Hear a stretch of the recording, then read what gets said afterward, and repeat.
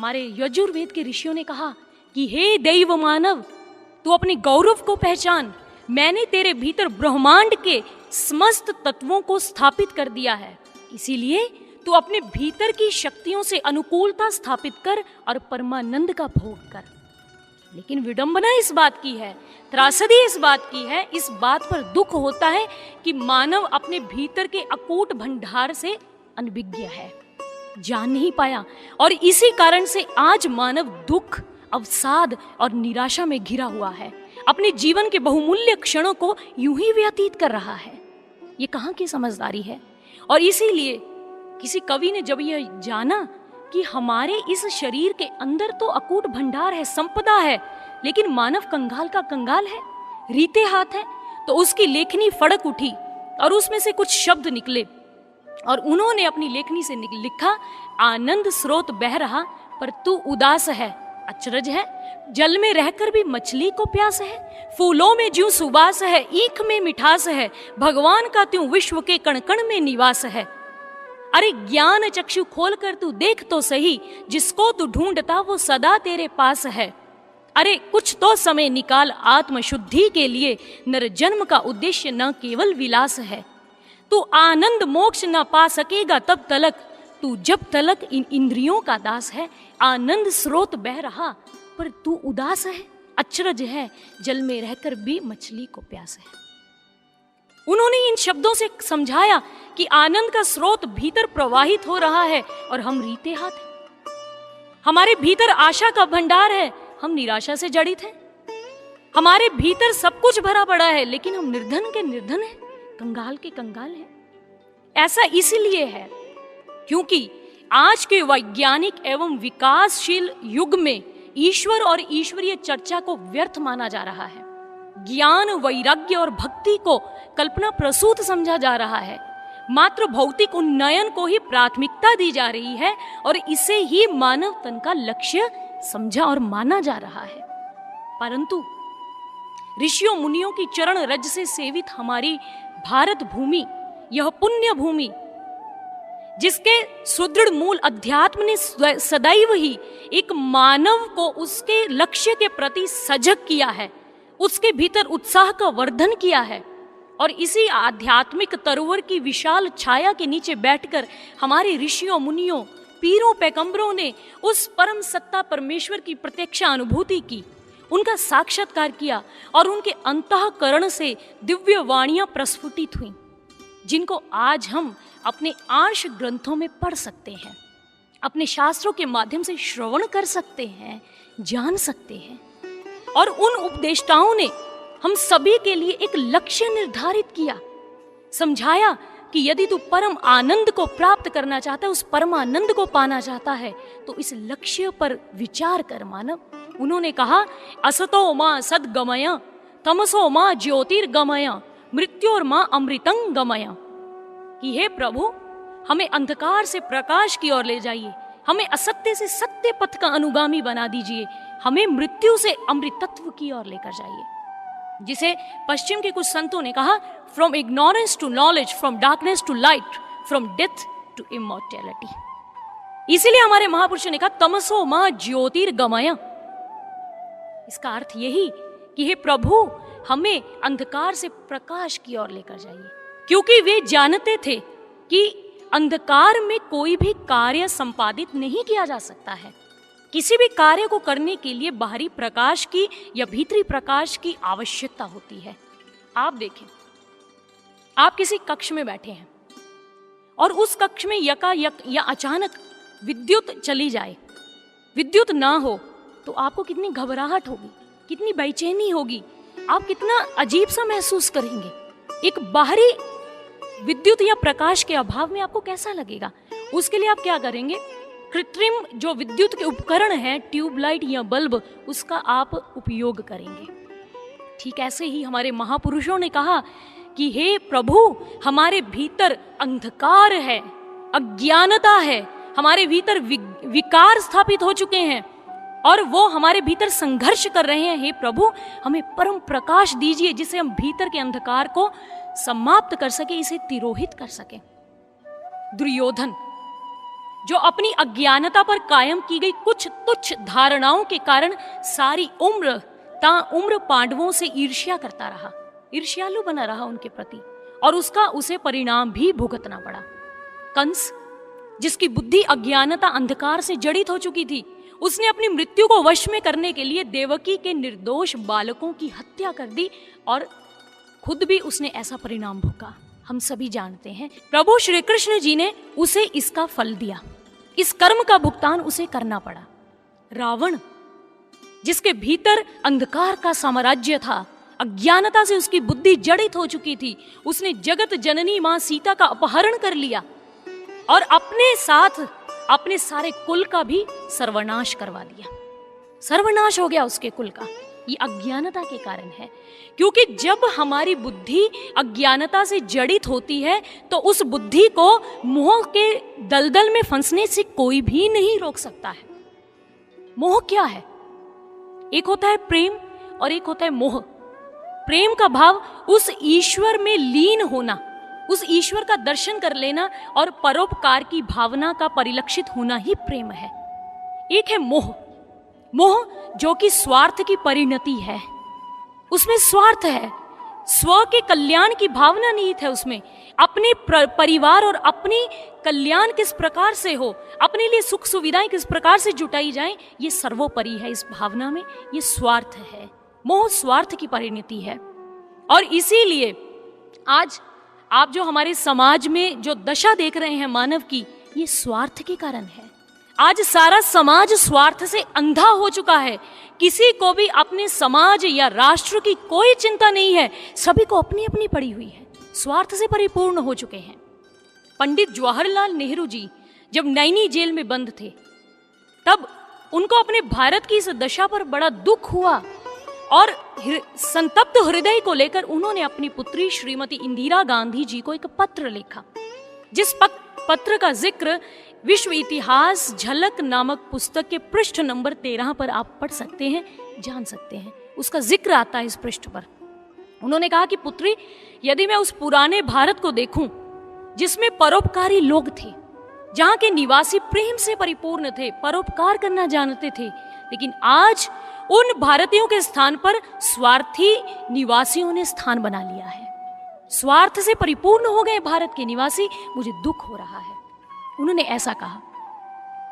और यही बात किसी कवि ने कही कि किस रावण की बाहें काटूं, किस लंका में आग लगाऊं, घर घर रावण घर घर लंका, इतने राम कहां से लाऊं। उन्होंने कहा कि आज स्वार्थ में अंधे रावण तो घर घर में बैठे हैं, घर घर में रावण हो चुके हैं, अत्याचार हो रहा है, मैं इतने राम कहां से लाऊं। उन्होंने दुख व्यक्त किया, अपनी व्यथा को प्रकटीकरण कर दिया इन शब्दों के अंदर। आपको एक बात बताना चाहूंगी स्वार्थ के विषय में। एक बार दो मित्र झील के किनारे सैर करने के लिए निकले। अब झील का किनारा है, ठंडा पानी है झील का, और उस किनारे पर ठंडी ठंडी वायु भी चल रही है। दोनों टहलते जा रहे हैं, बातें कर रहे हैं, बड़े खुश हैं। इतने में उन्होंने एक बोर्ड देखा। उस बोर्ड पर लिखा था कि जो व्यक्ति इस झील में डूबने वाले व्यक्ति को बचाएगा उसे 500 रुपया इनाम दिया जाएगा। दोनों ने पढ़ा। उनमें से एक चतुर था। उसने अपने दूसरे मित्र से कहा कि देख भाई, तुझे तैरना नहीं आता, मुझे तैरना आता है। अब तू झील के पानी में डूबने का प्रयास करना और मैं तुझे बचा लूंगा। जो पैसा मिलेगा, जो धन मिलेगा, उसे आधा आधा बांट लेंगे। दूसरे मित्र को योजना बड़ी अच्छी लगी। उसने झट से, न आव देखा न ताव, उसने झट से झील के ठंडे पानी में छलांग लगा दी। तैरना उसे नहीं आता है, अब पानी में हाथ पांव मार रहा है, बचाओ बचाओ मुझे बचाओ। उसका दूसरा मित्र झील के किनारे पर तट पर खड़ा सारा माजरा देख रहा है। वो आवाजें दे रहा है, तू बचाने क्यों नहीं आ रहा भाई, तू बचा, मैं डूब रहा हूं, तुझे पता नहीं मुझे तैरना नहीं आता है। आवाजें दे रहा है, चिल्ला रहा है। दूसरे ने कहा कि मैं यही चाहता हूं कि तू डूब जाए, क्योंकि शायद तूने बोर्ड की दूसरी तरफ नहीं पढ़ा। वहां पर लिखा था कि जो इस पानी में से, इस झील में से लाश को बाहर निकालेगा उसे 1000 रुपया पारितोषिक दिया जाएगा। मैं तो 1000 रुपया लूंगा। वो मित्र डूब गया। ये स्वार्थ में अंधे मित्र की घटना है। ये आज के समाज का दृश्य आपके समक्ष प्रस्तुत किया गया है। और इसीलिए किसी ने कहा, पुराने दौर में चाहे कुछ बढ़कर न था, चेहराए इंसान इस कदर बदतर न था, हम भला दुश्मन को किस कदर पहचानते, दोस्त की सूरत में था और हाथ में खंजर न था। ये स्वार्थ से परिपूर्ण समाज की दशा है आज, और यही मोह है। और जब हमारी बुद्धि अज्ञानता से जड़ित होगी तो वो मोह के दलदल में फंस जाएगी। भगवान श्री कृष्ण पुनः अर्जुन को यह उद्घोष करते हुए कहते हैं, यदा ते मोह कलिलंग बुद्धिर व्यति तरिष्यति तदा गंतासी निर्वेदं श्रोतव्यस्य श्रोतस्य च। भगवान श्री कृष्ण अर्जुन को समझाते हैं कि अर्जुन, जिस काल में तेरी ये बुद्धि मोह रूपी दलदल से बाहर आ जाएगी, उस समय तू सुने हुए और सुनने में आने वाले इस लोक और परलोक के समस्त भोगों से वैराग्य को प्राप्त हो जाएगा, तुझे वैराग्य हो जाएगा। लेकिन इस अज्ञानता से बाहर निकल अर्जुन, इस मोह से बाहर आ। इसलिए अज्ञानता जो है वो बहुत ही भयंकर हुआ करती है, उसका समाधान होना, उसका तिरोहित होना ही अच्छा है। और इसलिए हमारे महापुरुषों ने कहा, तमसो मां ज्योतिर्गमया, कि हमें प्रकाश दीजिए। आपने अपने बाल्यकाल में विज्ञान की कक्षा में एक सूत्र पढ़ा होगा, आपके अध्यापक ने पढ़ाया होगा कि 2 गमले लीजिए, उसमें एक ही किस्म के पौधे लगाइए। अब उनमें से एक गमले में लगे पौधे को आप अंधकारमय कक्ष में रख दीजिए, और जो दूसरा गमला है उसको आप सूर्य के प्रकाश के नीचे खुले आंगन में रख दीजिए। अब आप रोज उसको पानी दीजिए, खाद्य सामग्री भी दे रहे हैं, उसका सिंचन कर रहे हैं अच्छी प्रकार से। कुछ दिनों के उपरांत हम क्या पाते हैं कि जो अंधकारमय कक्ष में पौधा रखा हुआ था वो मुरझा चुका है, और दूसरी तरफ जो खुले आकाश के नीचे सूर्य के प्रकाश में रखा था उसका उन्नयन हो चुका है, उसमें बढ़ोतरी हो चुकी है, उसका विकास हो चुका है। क्यों? क्योंकि जो अंधकार में रखा पौधा था वो फोटोसिंथेसिस प्रोसेस के अभाव में, प्रकाश संश्लेषण प्रक्रिया के अभाव में अपना भोजन नहीं बना पाया, जो कि सूर्य के प्रकाश में ही बनता है, और वो मुरझा गया। और जो सूर्य के प्रकाश के नीचे था उसके भीतर वो प्रक्रिया हुई, प्रकाश संश्लेषण की, और उसका विकास हो गया। अब ये सूत्र हमें क्या समझा रहा है? ये सूत्र हमें समझाता है कि हे इंसान, हे मानव, यदि इस प्रकृति को, इन पौधों को, इन वनस्पतियों को सूर्य की प्रकाश की आवश्यकता है, तो क्राउन ऑफ द क्रिएशन, जो सृष्टि का सिरमौर है, ये मानव तन, मानव शरीर को सिरमौर कहा गया, क्या इसके लिए प्रकाश की आवश्यकता नहीं है? नितांत आवश्यकता है। इसीलिए अपने भीतर के अंधकार को समाप्त करना पड़ेगा ज्ञान का दीप जलाकर। डेविड ह्यूम अपनी एक कविता में लिखते हैं कि एक बार भगवान ने सूर्य देव को बुलाया अपने दरबार में और उनसे कहा कि हे सूर्य देव, आपके खिलाफ एक रिपोर्ट दर्ज की गई है, आपकी एक शिकायत आई है। सूर्यदेव कहते, बताइए प्रभु, मेरी क्या शिकायत आई है? तब भगवान ने कहा कि एक अंधेरा नाम का जीव है, उसने ये शिकायत लिखवाई है कि जहां भी मैं जाता हूं सूर्य वहां पर आ जाता है और मुझे वहां से भागना पड़ता है। अब सूर्य कहने लगे, सूर्य देव ने कहा कि प्रभु, मैं तो किसी अंधेरे नामक किसी जीव को नहीं जानता हूं, मैं तो जानता ही नहीं कि अंधेरा क्या है, ये कौन सा जीव है, कौन सी बला का नाम है। और डेविड ह्यूम बताते हैं कि आप देखिए, जिस स्थान पर सूर्य होगा, प्रकाश होगा, वहां पर अंधेरा आ ही नहीं सकता है, वहां पर तमस कैसे आच्छादित हो सकता है। और सूर्यदेव ठीक कह रहे हैं। यही बात, यदि हमारे घट में ज्ञान का दीप जलेगा, ईश्वर का परम प्रकाश, उसका प्रकटीकरण हो जाएगा, तो भीतर का जो अंधकार है, जो अज्ञानता है, वो स्वतः ही बाहर भाग जाएगा, वो समाप्त हो जाएगा। और इसीलिए हमारे महापुरुषों ने कहा कि उस ईश्वर के परम प्रकाश को हे मानव अपने घट में देखो, क्योंकि हमने आपको पूर्व भी बताया कि ईश्वर हमारे मानव शरीर में निवास करता है। किस रूप में? कौन सा रंग रूप है उसका?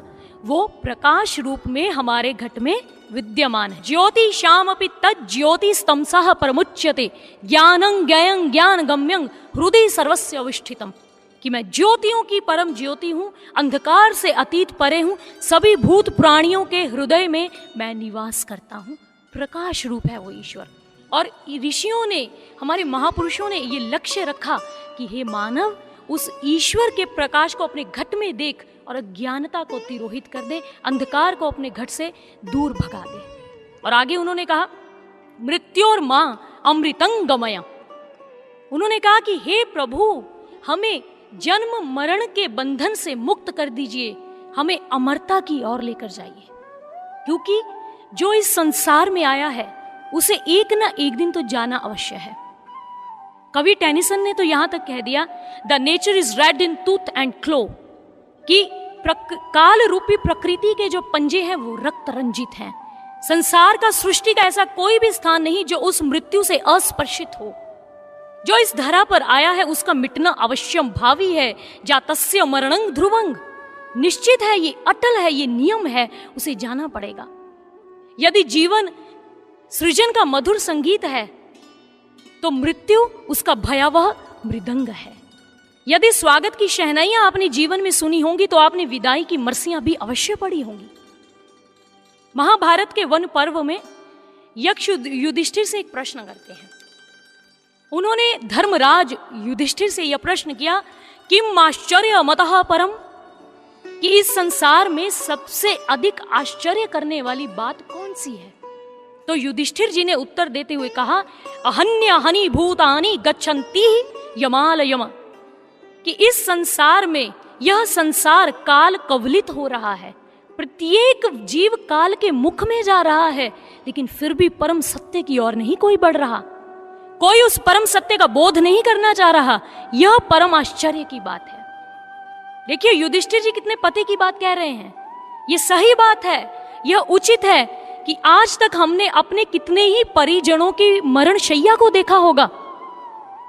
उनके जड़ शव को अपने कंधों पर उठाकर हम मरघट तक लेकर गए होंगे।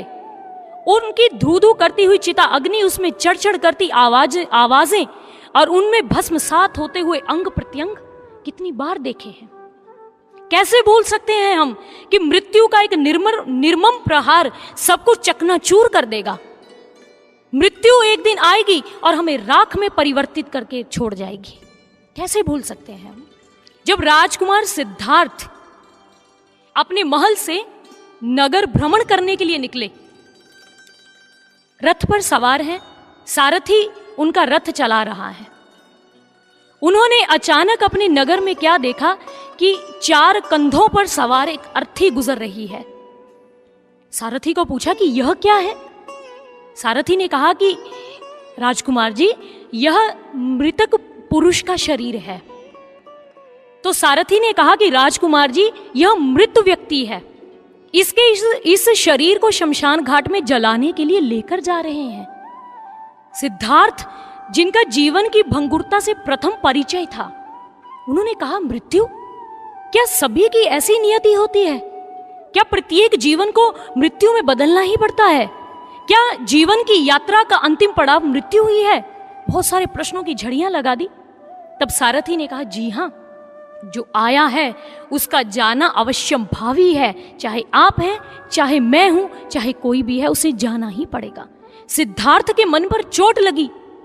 मेरा ये सारा वैभव, ये अपार संपत्ति, यदि ये मृत्यु की वेदी पर बलि ही चढ़नी है तो इस मरणशील जीवन का क्या औचित्य इस जीवन का क्या लाभ है? वो क्या चीज है जो समाप्त नहीं होती?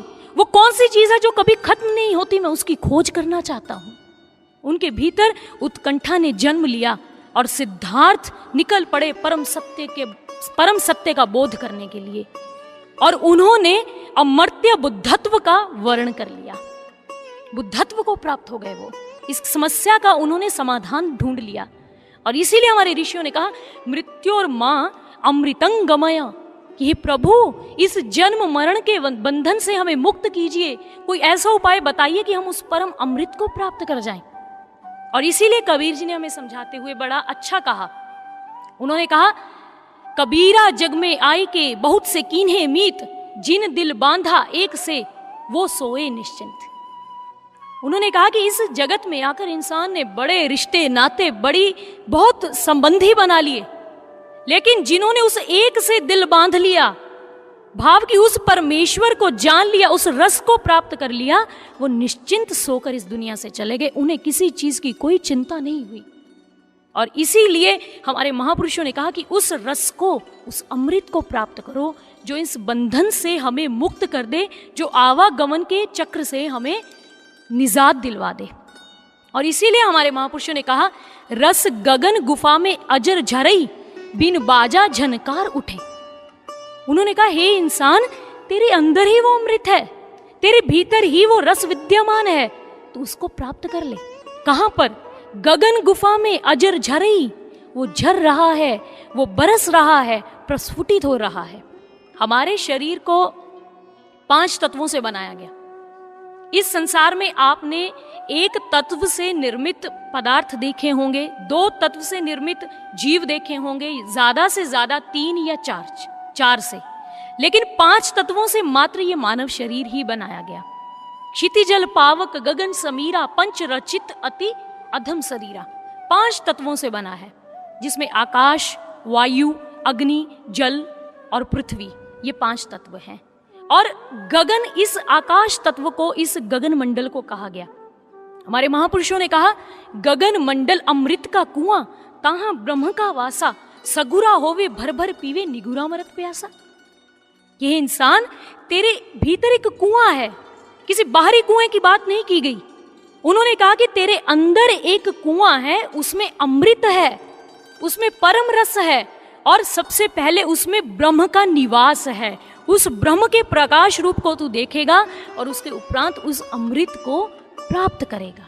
लेकिन सगुरा होवे भर भर पीवे, जिसको पूर्ण गुरु की शरण में जाकर ऐसी युक्ति, ऐसी टेक्निक मिल गई है, वही उस रस का पान कर सकता है और कोई नहीं कर सकता है। हमारे ऋग्वेद के ऋषियों ने भी यही कहा, अपान सोमम मृत अभूमा गन्व ज्योतिर अविदाम देवान, किंग नून भस्मात कृण पदराति ही किमु धुर्तिर अमृत मर्त्यस्य। उन्होंने कहा कि हमने उस सोम रस को, उस परम रस को प्राप्त कर लिया है, जो जन्म मृत्यु के बंधन से मुक्त करने वाला है। उस रस को प्राप्त करो। और आगे हमारे महापुरुषों ने कहा था, बिन बाजा झनकार उठे, कि वहां पर एक झनकार हो रही है, एक वाद्य यंत्र बज रहा है, उसे अनहद नाद, ब्रह्मनाद कहा जा सकता है। ब्रह्मानंद जी अपनी वाणी में बड़ा ही सुंदर लिखते हैं। उन्होंने कहा, पहले पहले रिलमिल बाजे, पाछे न्यारी न्यारी रे, घंटा शंख बांसुरी वीणा, ताल मृदंग नगारी रे।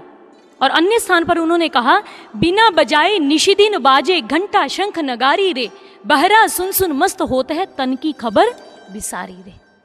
वो कहते हैं कि इंसान, जिस प्रकार से मां सरस्वती के हाथ में आप वीणा देखते हो, भगवान शिव जी के हाथ में आप डमरू पकड़ा हुआ देख रहे हो, भगवान श्री कृष्ण जी ने बांसुरी पकड़ी हुई है, ये सारे वाद्य यंत्र तुम्हारे भीतर भी बज रहे हैं, जिसे ब्रह्मनाद कहते हैं, जिसे अनहद नाद कहा जाता है।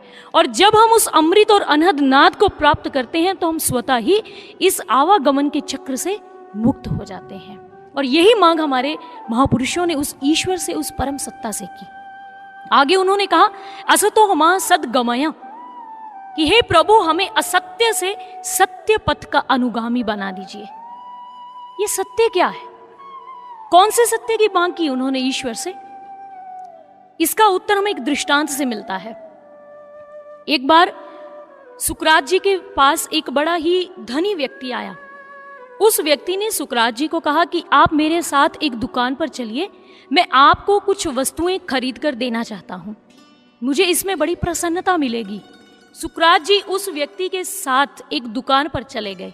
जब दुकान पर पहुंचे, दुकानदार विभिन्न वस्तुएं दिखा रहा है और वह व्यक्ति सुकरात जी को कह रहा है कि देखिए, इनमें से जो भी पसंद है आप ले सकते हो, कितना भी धन खर्च हो जाए, आप कोई भी वस्तु का चयन कर लीजिए। लेकिन सुकरात जी अचानक ही उस दुकान से बाहर निकलते हैं और नाचना शुरू कर देते हैं। वो व्यक्ति बड़ा हैरान कि इनको क्या हो गया अचानक। वो भी दुकान से बाहर आया और उसने सुकरात जी को कहा कि आप नृत्य क्यों कर रहे हैं, रुकिए जरा, बताइए आप नाच क्यों रहे हैं। तो सुकरात जी ने कहा कि देखो, तुम इतनी मेहनत और पुरुषार्थ करने के उपरांत धन के द्वारा इन वस्तुओं को खरीदते हो और इन वस्तुओं से तुम परम सुख को प्राप्त करना चाहते हो। मैं इसीलिए नाच रहा हूं क्योंकि मुझे इन वस्तुओं के बिना ही वो परम सुख, वो परम सत्य की प्राप्ति हो चुकी है और तुम इसके पीछे पड़े हो। और हमारी भारतीय संस्कृति की दृष्टि सदैव से ही ऐसे परम सत्य और परम सुख पर रही है जो बाहरी परिस्थिति की गुलामी नहीं करता है। एक दृष्टांत से समझने का प्रयास करते हैं। एक बार एक सैलानी समुद्र की सैर करने के लिए नाव में सवार हुआ। नाविक नाव को चला रहा है और सैलानी उस नाव में सवार है। अब उस सैलानी ने सोचा कि भाई इस प्रकार से चुपचाप तो ये सफर यूं नहीं कटेगा, अच्छा नहीं लगेगा सैर करना। तो उसने उस नाविक से बातचीत करनी शुरू कर दी। उसने नाविक को कहा कि अरे भाई, क्या तुम्हें अंग्रेजी बोलनी आती है? क्या तुम्हें इंग्लिश का कुछ ज्ञान है? तो नाविक ने कहा कि नहीं साहिब, हमें इंग्लिश नहीं आती। उसने कहा इंग्लिश नहीं आती तो तुम्हारी 25% जो तुम्हारी जिंदगी है वो बर्बाद। अच्छा यह बताओ, क्या तुम्हें पता है कि हमारे मुख्यमंत्री का नाम क्या है? वो नाविक जो मस्ती से नाव चला रहा है उसने कहा कि साहिब मुख्यमंत्री का नाम हमें नहीं पता, मुख्यमंत्री का नाम क्या है। तो उस व्यक्ति ने कहा कि अब 25% और तुम्हारी जीवन जो है वो बर्बाद है। तुम्हें राजनीति के विषय में कोई जानकारी नहीं है? अच्छा चलो, आखिरी प्रश्न है मेरा, यह बताओ कि फलां सिनेमा घर में कौन सी फिल्म लगी है? उस व्यक्ति ने कहा जी हमें कुछ नहीं पता, हमें नाव चलाने दीजिए। उस व्यक्ति ने कहा, सैलानी ने कहा कि नहीं पता, तुम्हारी 25% जीवन और बर्बाद, निरर्थक है, तुम्हें पता ही नहीं कौन सी फिल्म लगी। और इतने में क्या होता है कि समुद्र में भयंकर तूफान आ जाता है, नाव डावाडोल होने लग जाती है, डगमगा रही है। सैलानी ने नाविक से पूछा, अरे नाविक ये क्या हो रहा है, ये थपेड़े कैसे लग रहे हैं? नाविक ने कहा साहिब क्या आपको तैरना आता है? उसने कहा नहीं आता। कहते लीजिए, अब समुद्र में भयंकर तूफान आ गया है, मुझे तो तैरना आता है, जो मेरी 25% जिंदगी है वो मैं बचा लूंगा तैरकर, लेकिन आपकी तो 100 की 100% ही डूब जाएगी। वो व्यक्ति डूब गया। इस दृष्टांत का अर्थ क्या है? इसका तात्पर्य यही कि यदि जीवन में आपने सब कुछ सीख लिया लेकिन इस भव सागर से, इस संसार सागर से तरना नहीं जाना, वह विधि नहीं जानी, तो आपका सब कुछ जाना हुआ निरर्थक है। भगवान श्री कृष्ण अर्जुन को गीता में कहते हैं, ज्ञानं तेहं सविज्ञानम इदं वक्ष्याम्य शेषतः यज् ज्ञात्वा नेह भूयो अन्यज् ज्ञातव्यम वशिष्यते। यह अर्जुन, मैं आज तुझे विज्ञान सहित ज्ञान देने जा रहा हूं, जिसको जानने के उपरांत तुझे इस संसार में कुछ भी जानना शेष नहीं रहेगा। मैं तुझे विज्ञान सहित ज्ञान दूंगा। इन शब्दों की ओर ध्यान दीजिएगा, विज्ञान सहित ज्ञान। विज्ञान ये विशेषण है। भगवान श्री कृष्ण ने कहा कि अर्जुन, कि मैं तुझे जो भी अपने विषय में आज बताने जा रहा हूं उसको तेरे घट में दिखाऊंगा भी, उसकी प्रत्यक्ष अनुभूति भी करवाऊंगा। ये विज्ञान है, ये विज्ञान सहित ज्ञान है। भगवान श्री कृष्ण ने अर्जुन को उपदेश देते हुए कहा, उन्होंने समझाया कि मैं क्या हूं और कौन हूं। उन्होंने कहा, रसो हमअप्सु कौन्तेय प्रभा अस्मि शशि सूर्य योः प्रणवः सर्व वेदेषु शब्दः खे पौरुषं नृषु। कि हे अर्जुन, मैं जल में रस हूं, मैं आकाश में शब्द हूं, मैं सर्व वेदों में ओंकार हूं, मैं सभी के भीतर पौरुषत्व हूं, सभी पुरुषों में पौरुषत्व के रूप में विद्यमान हूं। बीजं सर्वभूतानां विद्धि पार्थ सनातनम। कि हे पार्थ, हे अर्जुन, मैं सभी का सनातन रूप हूं, मैं सभी का बीज हूं। मुझ शक्ति के कारण ही ये सारा सब कुछ चलायमान है, ये सारे चल रहे हैं जिसे तू देख रहा है।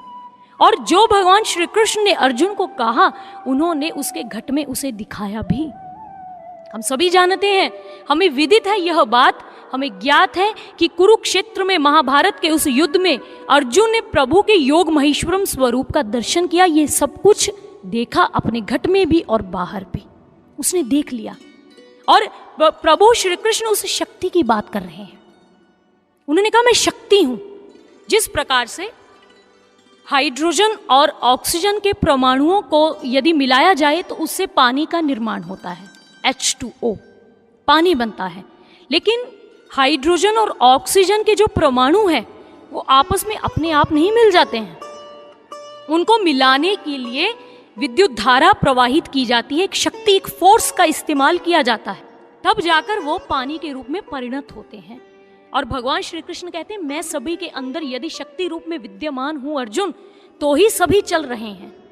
और यही बात एक शल्य चिकित्सक डॉक्टर हार्वे हुए, उन्होंने कहा कि मैं अपने संपूर्ण जीवन के निष्कर्ष से, उस अनुभव से इस निष्कर्ष पर पहुंचा हूं कि प्रत्येक मानव के भीतर एक चेतन शक्ति है और वैज्ञानिक उसे आज तक खोज नहीं पाए, जिसे शायद हमारे मनीषियों ने आत्मा कहकर संबोधित किया है।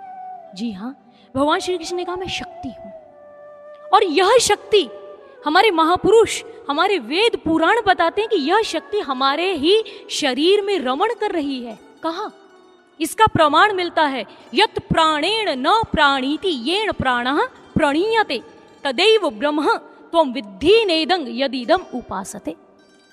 कि वो शक्ति हमारे प्राणों को चला रही है, प्राणों में रमण कर रही है, उसके माध्यम से ही हमारे प्राण चल रहे हैं, हम जीवित हैं, नहीं तो हम जड़ हो जाएं, मृतक घोषित कर दिया जाए हमें। और इसी का विषय में भगवान श्री कृष्ण ने कहा, अव्यक्तो अक्षर इत्युक्त स्थमाहुः परमां गतिम यं प्राप्य न निवर्तन्ते तद धाम परमं मम। वो कहते हैं कि अर्जुन, वो मेरी, जो मैं शक्ति के रूप में सभी के अंदर हूं, वो अव्यक्त है।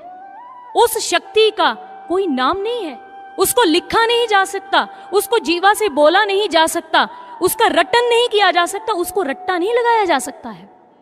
मैं सभी के अंदर हूं शक्ति के रूप में, और जो मुझे जान लेता है अपने ही अंतःकरण में अनुभव कर लेता है, क्योंकि मैं अनुभव करने का विषय हूं। जो अनुभव कर लेता है वो मेरे परम धाम को प्राप्त हो जाता है। और श्री रामचरितमानस में यह बात कही गई, दंडक वन प्रभु कीन्ह सुहावन जनमन अमित नाम किए पावन निशिचर निकर दले रघुनंदन नाम कली सकल कलुष निकंदन। कि प्रभु श्री राम जी ने दंडक वन को सुहावना बना दिया, लेकिन उस शक्ति ने, जो हमारे श्वासों में वो प्रभु का नाम चल रहा है, उस नाम ने तो कितने ही हृदयों को पावन कर दिया है। प्रभु श्री राम जी ने कितने ही राक्षसों के समूह का नाश कर दिया, उनका विनाश किया, उनको समाप्त कर दिया।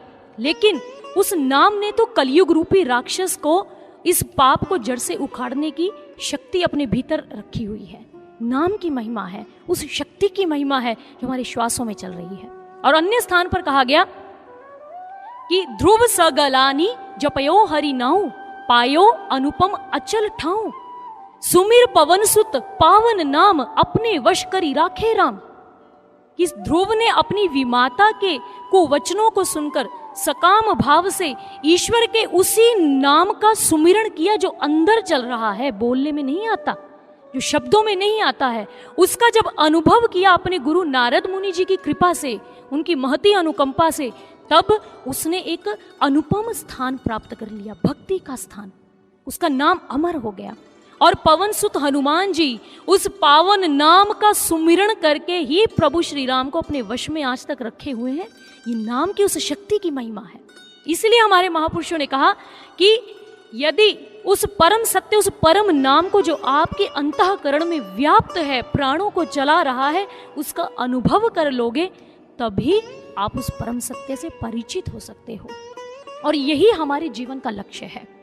हमारे जीवन का यही लक्ष्य है, उस ब्रह्मनाद को श्रवण करना, अमृत का रसास्वादन करना, ईश्वर के परम प्रकाश उस ज्योति का दर्शन करना, और हमारे जो श्वासों में नाम चल रहा है उसी का सुमिरण करना, उसको अनुभव रूप में जान लेना ही हमारे जीवन का लक्ष्य है। लेकिन क्या ये लक्ष्य हम अपने आप ही पूर्ण कर लेंगे? नहीं, ऐसा नहीं है।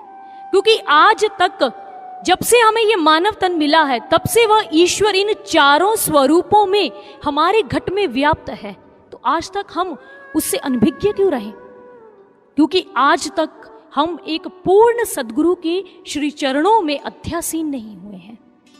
एक व्यक्ति ने सर्वश्री आशुतोष महाराज जी से यह प्रश्न किया कि गुरुदेव कृपया यह बताइए कि मुझे पता है कि मानव तन का लक्ष्य भक्ति करना है, मैं ईश्वर की भक्ति कर रहा हूं, क्या मुझे गुरु धारण करने की आवश्यकता है?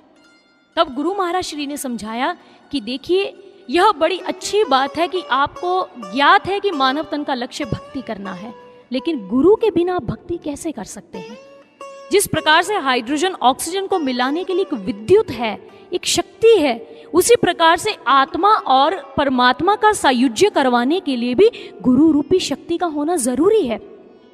जिस प्रकार से सूर्य पूरब से निकलता है और पश्चिम में अस्त हो जाता है, जिस प्रकार से आज तक हम अपने मुख से ही खाना खाते हैं, कान से नहीं खाते हैं, जिस प्रकार से हम कहते हैं ना कि अर्थ रिवॉल्व्स अराउंड द सन, कि जो धरा है वो सूर्य के इर्द गिर्द परिक्रमा करती है, ये नियम सनातन है, ये अटल है, इनको हम नहीं बदल सकते। ठीक उसी प्रकार से ईश्वर की प्राप्ति मात्र गुरु के द्वारा ही संभव है, नहीं तो असंभव है।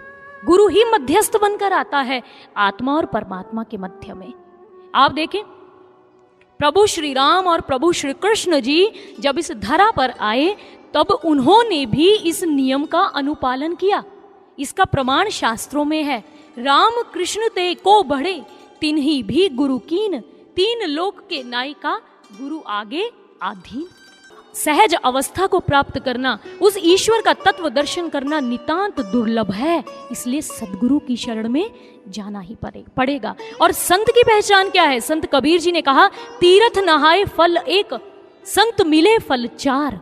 वो आपको ब्रह्मनाद अमृत प्रभु के उस परम प्रकाश और श्वासों में चल रहे सुमिरन से अवगत करवाएगा। ये संत की पहचान है, वो चार फल देगा। इसलिए आपको भी जरूरी है, आपके लिए भी, कि आप ऐसे पूर्ण संत की शरण में जाएं जो घट में ईश्वर के इन स्वरूपों को प्रकट कर दे।